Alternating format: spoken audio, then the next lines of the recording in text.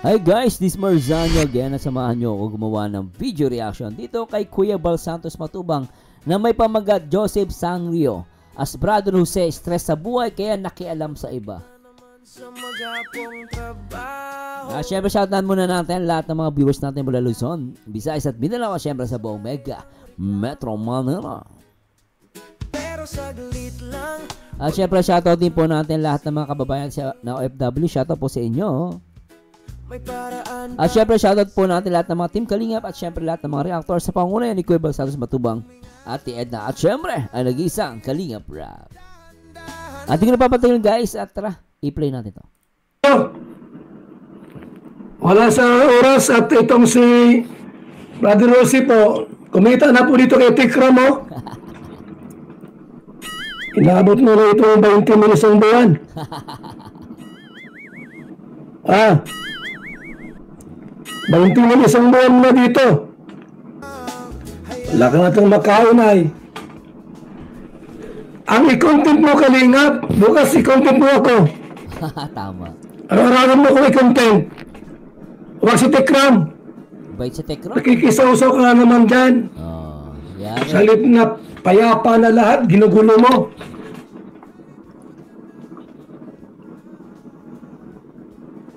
Para tirang maray.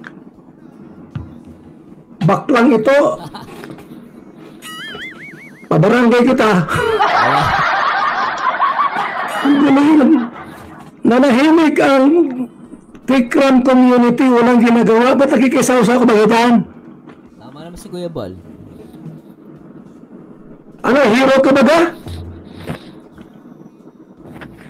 Ikaw na magaling.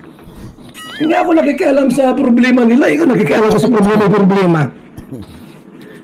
Problema ng pamilya mo sa kusahin mo. Ha? Ang i-content mo, si Bal Santos Matubang. Oh, yan ang tama. Tama naman si Kuya Bal doon eh. Dapat si content mo, si Kuya Bal. Ito natin personal kay kay Brother Jose ano lang, trabaho lang sa reactor. Nag-reactor tayo eh. So, tama naman si Kuya Bal. I-react mo si Kuya Bal, no? Tsaka bakit napunta ka kay Tekram? Di ba, no? Huwag yung ibang tao. Mag-aanak pa naman sana tayo. No. Pati si Tikram na kabait-bait, walang ginagawa. Titirahin mo. Wala, ito talaga si Joseph Sangrio ito. Mahilig ka makikisaw-saw. Ah, ba't kang gwapo ito? Ako i-content mo, wag sila. Tama naman si Kuya Bal kasi para sa akin bago doon, syempre karapatan niya, sabi niya reactor siya. Pero alam mo ito, mabait si Tekram eh, no? Mabait si Tekram, pero yun nga, bakit mo yun ang kino-content? Ba't ay may content si Kuya Bal? Di ba, no? Hindi ka ng content eh. Hindi ka naman taga riyan. Wala itong magawang mabuting si Brother Jose ito. Ah. Pasaway. Kahit kailan. Daming lahat na lang ay kinokontent itong si ang bira itong taong ito. Pabarangay.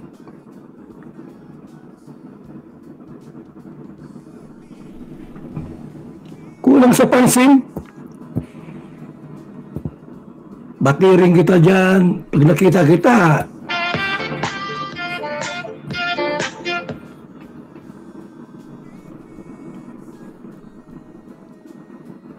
salita nitong patay gutom na itong dami pwede i-content. Kunti mas nakagago. Ang bait ni Tikram, tahimik, kino-content mo.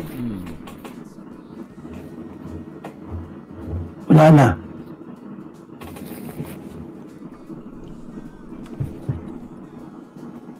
Ito ang mangyayari kay Dave in the near future. Ha? Makalipas ng 3 to 5 years, ganyan pa rin yung matatabang bashing ni Dave.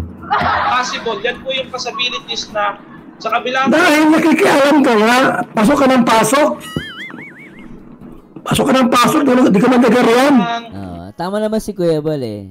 Sinasabi niya kasi parang mababash pa rin daw si Dave. Pero ang punto kasi ni Kuya Bal, paano hindi mababash, pasok ka ng pasok dyan?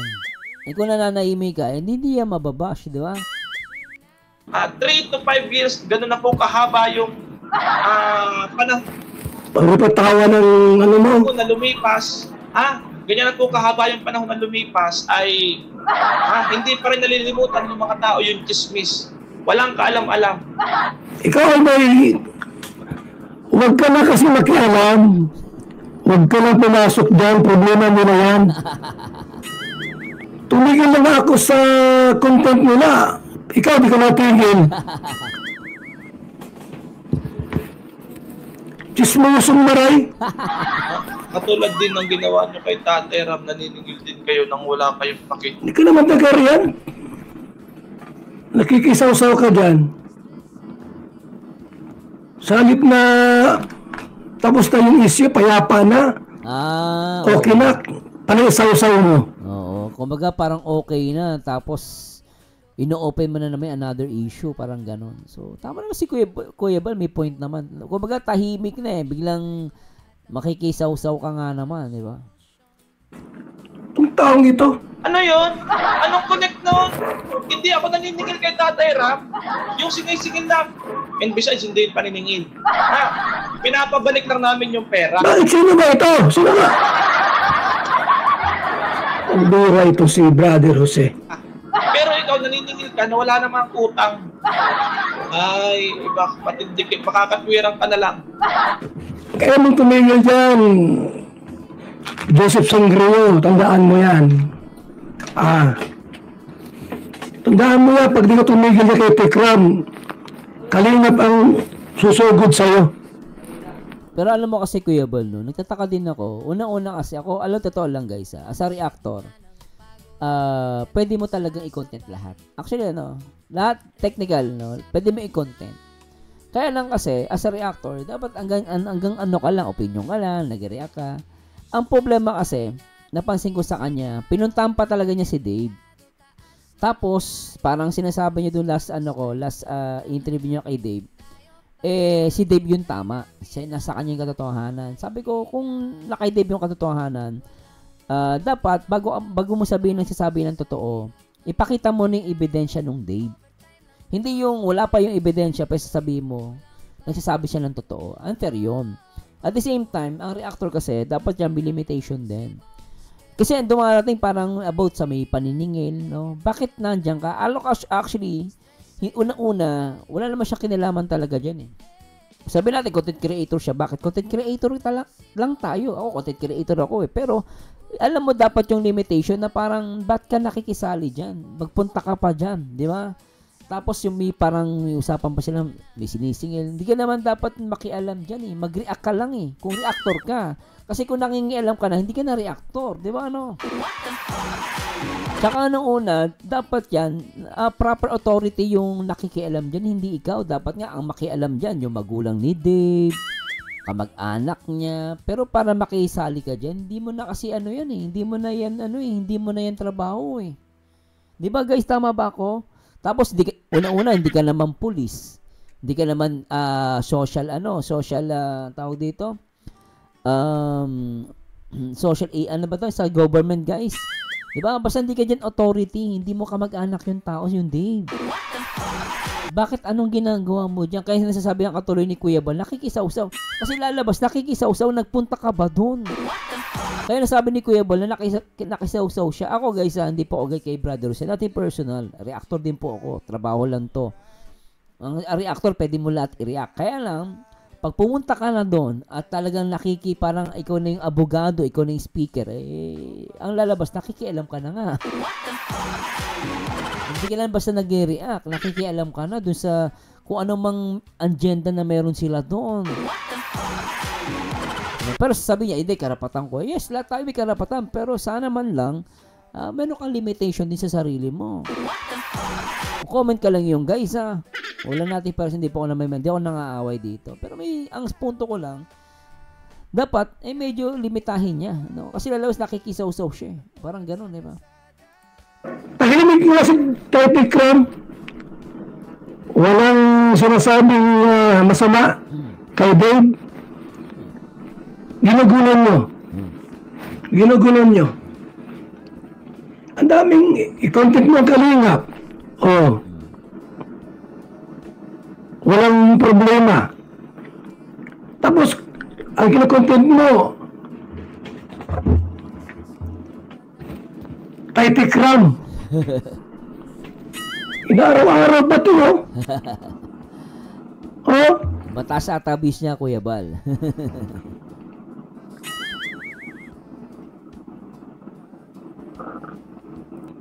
Informasyon na nakalap at sigurado yung informasyon. May nag-suggest sa the community na lang daw. Tingnan natin. Mukhang kagalang-galang sa the community mag-react eh. Hindi masyadong apretada. Hindi masyadong kalmado lang. Tingnan natin kung Marian Pabiminda Serrano, good evening sa iyo, BJ. Regular mo na akong taga. Ayan nga po, pag dito tumingin, ipabarangay ko ito. Ito sa kanila dyan sa Alawiyaw.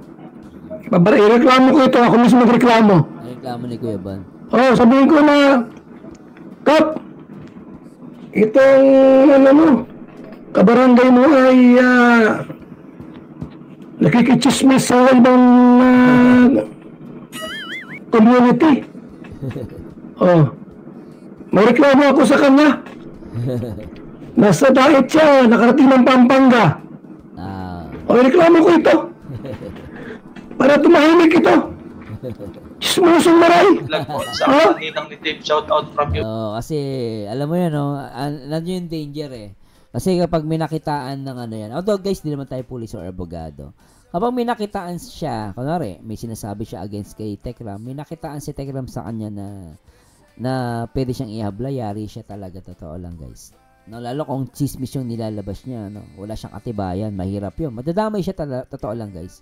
Akala niya kasi yung sinasabi ni Dave, si Dave lang may pananagutan. Actually, kung may sasabihin si Dave na hindi totoo doon sa mga ginagawa niya, madadamay din siya. Totoo lang, pwede siyang madamay. Shout out po Nina. May ninang na sa USA. Masaway talaga itong si pambihira itong si Jose, mga kaibigan. May ninang na sa USA. Magandang hapon po sa ating lahat. Pero anyway guys, saglitan na reaction video lang to. Pero yun lang masasabi ko, kung yung ginagawa ni Brother Jose, totoo lang guys, hindi natin sakop kasi yan eh. Karapatan niya yan eh. Kasi simple na naman sasabihin yan eh. Meron siyang human rights, meron siyang karapatan, kasi democratic country tayo eh. And sa YouTube naman, as long as na pwede ka mag-upload sa YouTube, kahit anong content mo pwede. Totoo lang, yun po ang katotohanan doon. Yun nga lang, ang hindi lang pwede talaga is yung makisaw-saw ka na hindi mo naman trabaho. Yun yung pinupunta ni Kuya Bal na parang nananahimik na yung Tekram. Makikisaw-saw ka dyan, lalong gugulo. Di ba? Tsaka at the same time, totoo lang, di naman siya authority dyan guys eh. Kung reactor ka, mag-react ka lang. Pero para makisaw-saw ka pa dyan, pupunta ka dyan, tapos sasabihin mo na si Dave, siya na yung nagsasabi ng totoo, tapos wala ka namang ebidensyang inilalabas. Doon pa lang, doon eh. May pagkukulang na siya. Kasi nireact siya last time, sabi niya kasi, si Dave daw yung nagsasabi ng totoo. Pero hindi niya pa nakikita yung pinakabuong ebidensya. And at the same time, hindi naman siya nag-i-interview sa side ni Tekram. Dapat, kung gusto mo talagang gawin yan, interview mo both. Kailan kasi hindi ka kasi proper authority dyan. Pwede kang mag-cause ng gulo dyan. Totoo lang kay Tekram. Unang-una, hindi ka abogado, hindi ka police. Hindi ko siya minamaliit guys ha. Kasi ako as a reactor, alam ko yung limitation ko eh. Lagi ko iniisip yan, di ako police, di ako abogado. Kaya minsan sinasabi ko, kung may mali po akong sasabihin, i-correct nyo po ako. No? Ako yung nagbibigay ng opinion. Sarili kong formulate yun. So, yun yung danger kapag reactor ka. So, mamaya may makapagbigay ng hindi magandang information. So, anyway, abangan natin kung itutuloy ni Kuya Bal yung kanyang pagpabarangay dito kay Brother Jose. At sabi ko nga guys, tayo nagko-comment lang, nagbigay lang tayo ng opinion. At wag magalit sa atin sa atin si Brother Jose, no? Pero para sa akin, advice ko lang sa kanya, kung reactor ka, mag-react ka lang. Pero para pumunta kay Dave, no? At ikaw ang parang nag-i-interview siya. So, maging maingat na lang talaga siya. Mapapayo ko. At yun nga, sabi nga ni Kuya Bal, mag-content na siya ng kalingap. Kaya lang sabi ko nga sa inyo guys, sa mundo ng social media, hindi natin control. Kahit sino pwede mag-react sa'yo, pwede mag-content sa'yo. Yun ang totoo nun. So, mapipigilan mo lang yan para hindi ka ma-content is yung kung may strike mo siya. Pero kung hindi mo siya ma-strike, hindi natin magagawa. Platform kasi ito ng YouTube Hindi natin pagmamayari ang YouTube. So, yun lang po ang magawa lang natin, huwag lang natin supportahan. Ganun po. Anyway guys, kung may nasabi po ako mali, i-correct niyo po ako. Anyway, maraming salamat sa Diyos at samahan niyo dito guys sa next video reaction. And to God be the glory guys. Paalam po. Bye-bye.